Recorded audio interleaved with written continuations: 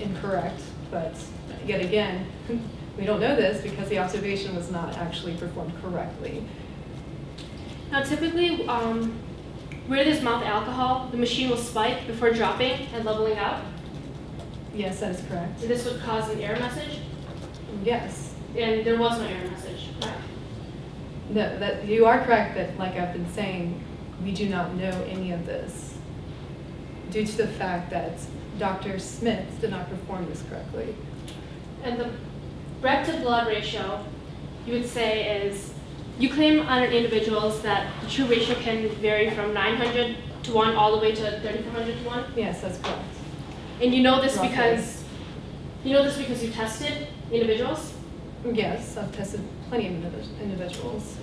When you tested the defendant, assuming you did, what results did you get?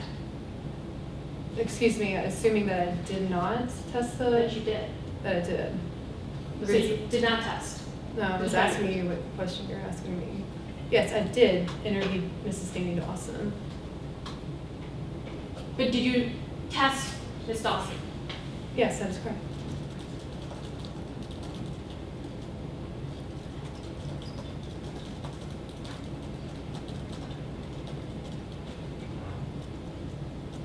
Well, yeah, I interviewed her, but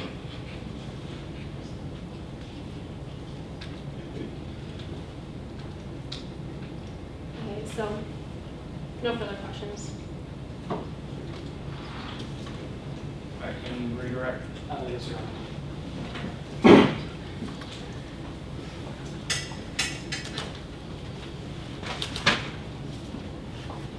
Your $2,000, you get paid $2,000 for testifying, correct? that is correct. What all is involved with testifying in court? The test of the just typically. Is it an all-day process? Are you Well, it taking can be. It hours? depends on how long defense needs me. Okay. And if the observation window was not properly followed, or the The pre-test observation. exactly, Mhm. would the test be accurate? No, of course not. There's Okay. no way. No further questions, John? All right. Any recross? Of course, limited to the scope of what he just asked.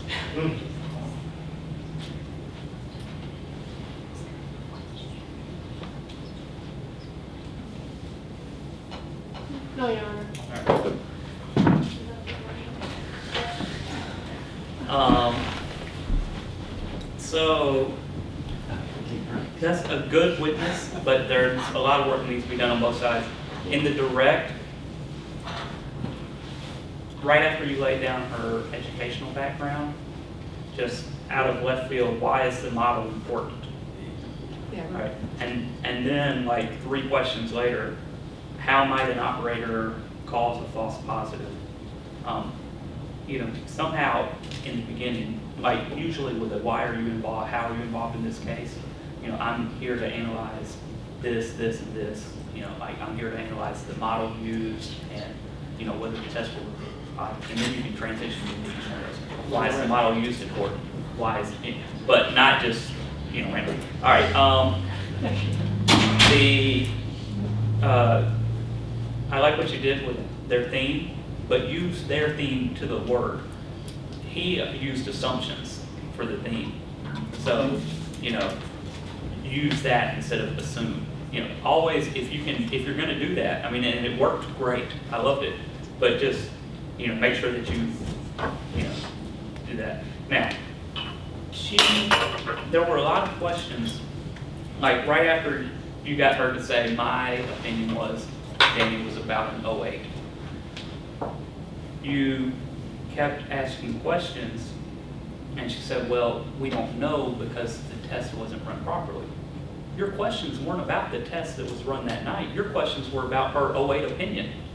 So either she's admitting that her 08 opinion tests weren't run properly, and you need to get her to say that, or you need to say, no, I'm not talking about that test. I'm talking about what you used to come to your 08. Isn't it true that it would be different if Danny lied to you about the number of drinks? Isn't it true it would be different if the drinks were stronger than normal? you know, for her to come to that 08, because that doesn't have anything to do with the test the other night. You also did ask her some questions about the test that night, like, was there an error message? And she said, well, we don't know, because we do know, there wasn't one. Now, there might not have been one because the test wasn't run, but, you know, you do know there was no error message. So, don't be afraid that if she doesn't give you an answer that you're expecting, to, you know, to clarify and to, you know, nail her down on it. And then what was it that you were trying to end on? I was trying to end on the fact that me and Nathan went over this, that like, okay, when you tested Ms. Dawson, assuming you did, that what were Ms. Dawson's breath to blood ratio? I'm trying to put her in the position of the fact that like She did had not to say, test. I don't know, I didn't test it. Yeah, so I was just trying to get her to admit like, wait, I never tested. All right. And then were you gonna ask any follow-up questions to that? You did not test Ms. Dawson's. That's pretty much our end. event, All right. so you don't know. All right, well, and that's fine. If you get a situation like that where there's, you know, confusion, because she wasn't trying to be difficult, she was just trying to get you to repeat the question. So when you tested, Ms. Dawson, what was his breath-blood ratio? Yeah. You know, just have I didn't test just have a question that you I can know, always Emerson ask. broke down. I'm And she sorry. said she tested I her. had no idea. I was like, Yeah. yeah. She didn't test it. There's a so- blurb in the I was like, affidavit. what? This This is what it is. Yeah. There's a blurb in the affidavit that says a person's ratio can be from 1 to 900, I think, to 1 to 3,400. The breathalyzer and Topslizer 8000 assumes a ratio of 1 to 21 or 2,200, one of those two. If Dawson's, I'm assuming Dawson's is lower in my analysis. If it was lower, then it would be closer to a 0.1 rather than a 0.19, and it'd have to be adjusted. The question is, all right, well, you conducted these studies where you tested people's breath-to-blood ratio. When you tested Ms. Dawson, what was her ratio? Oh, I didn't test Ms. Dawson. Oh, okay, so you don't know. So you just assume. Yeah. All right. But it's a good witness. I mean, you played the role well. You guys just have to make it easier to follow, because remember, these guys that are going to be judging you don't have any idea what's going on, so you have to spoon feed them. Well, we tried to get out that basically the machine was basically reliable. Yeah. I don't know what like we were- happened. Yeah. Yeah, I just think There's it's like a little 5 bit- o'clock. We're probably all tired and hungry. All right, well, just work on off the right more. Your questions were very good as far as being short and concise and no wiggle room. Just, if she doesn't give you the answer you're expecting, don't be afraid to go back and follow up. All right, any other witnesses? I've got a few comments on this witness. On Norton Direct, first of all, I just wanted to ask real quick on this witness. Do y'all have a scripted direct, Yes. word for word? Yeah. Okay. Just make sure y'all know that. I was just making sure y'all weren't going off an outline or something like that. Everybody should have a scripted direct where they know word for word everything they're going to say and all the answers. Well, there's a part at the end. I was trying to get out a certain aspect of the test. Okay.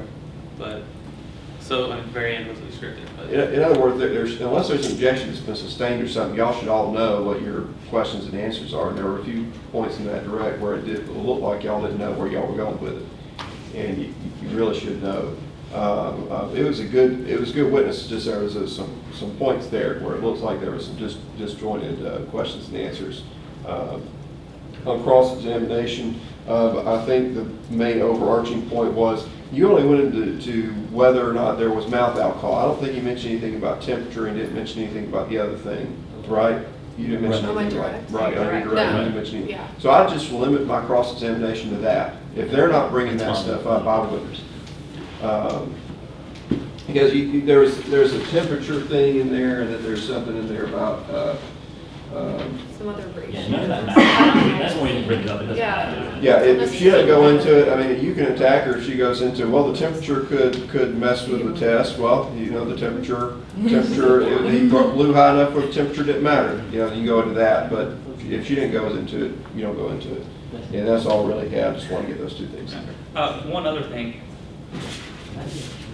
What if you guys were somehow successful in keeping out all of the test results from the first test, what on earth would you talk about in her direct? How pretty she is. I mean, that's something y'all need to be prepared for, because you might one day win and keep out all those test results. But you're already committed to calling her as a witness, so you need to kind of have a plan B in case that were to That's how you happen. can still say Smith didn't follow the results. That's why his results aren't accurate. No, I mean, because then, if it was kept out to begin with, and you ask a question like that, well, then the opposing side can say, well, let's talk about the results that he did get. He got a result of .19, didn't he? Well, now it's in. I mean, yeah, so if you keep it out, stay away from it. Okay. But have something to talk about. Mr. Swinsky, I'm allowed to step down. At this time, we call Leslie Romont to the stand. May I set up the court? Ms. Romont? Mr. Romont. May I set up the courtroom for use of demonstration?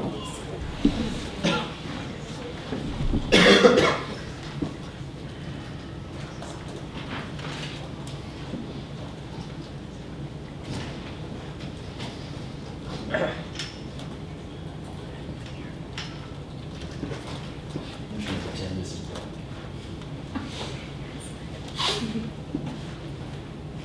May I proceed? You may. Please introduce yourself to the court. Bonjour, my name is Leslie Louis Alphonse Dominique Romont. Could you tell us a little about yourself? I was born in France in a little city called Strasbourg. It's right by the German border. And upon finishing the equivalent of high school, I immigrated to the United States to attend the University of Texas in the charming, beautiful, and always accepting city of Austin. What do you do for a living? I am currently CEO and principal engineer at Expert Accident Reconstructions, my own firm. Well, what is accident reconstruction? Essentially, I go to an accident and I look at what happened. I examine everything and all the evidence, and then I can determine how and why this accident occurred. What education do you have that would qualify you in this field? As I previously mentioned, I received my bachelor's in mechanical engineering from the University of Texas at Austin. I've also received a PE, or a professional engineering certificate. The difference between the language. Certification. I've also received an ACTA certificate. Certification. It's a accreditation commission for reconstruction of accidents. And I've also often attend numerous seminars and classes so I can, as you say in English, stay on top of my game. Do you have any additional training or experience in the field of accident reconstruction? Well, I worked for 5 years at the Midland Department of Transportation. I also worked for 5 years for Global Motors Manufacturing. And then in 2003, I started my own reconstruction firm. Well, Fuller, how are you involved in today's case? I was hired by the defense to look into the accident involving Mademoiselle Dawson, Taylor Hobson, and the late Vanessa Stowe. Well, have you ever testified in court before? Yeah. Yes, I've done so 37 times in 30 civil cases and 17 criminal cases. Are you being paid for your testimony today? Yes, this is my job. I'm paid $200 an hour for every hour that I put in. And also, if I testify in court, I charge a flat rate of $2,000. Well, are you paid for your conclusions? No, I'm paid for the time that I put into doing my work, not necessarily the conclusions. Well, Fuller, how did you go about investigating this case? Well, I examined the crash sites, the photos, the fatal crash team report, the affidavits of Granny Dawson, London Bennett, and Taylor Hobson, and from there I was able to form my opinions regarding this case. Were these facts and data sufficient to come to conclusions in today's case? Absolutely, yes. What did you do with this data? I compiled the data, and I was able to use different formulas and able to reach different conclusions. Specifically, what methods did you use in today's case? I'm sorry? What methods or what principles and methods do you rely upon when evaluating a case? Well, like I said, I review all the documents and I apply my expert knowledge to the situation. Did you have a... How do you determine the speed a vehicle is traveling Well, I in an use, accident reconstruction? I'm sorry? In an accident reconstruction. Well, I use what is, we have many formulas. I specifically use the combined speed formula. Now, is this considered a reliable method in your field? No, yes, yes it is. And did you apply this method reliably to the facts in today's case? Yes, I do.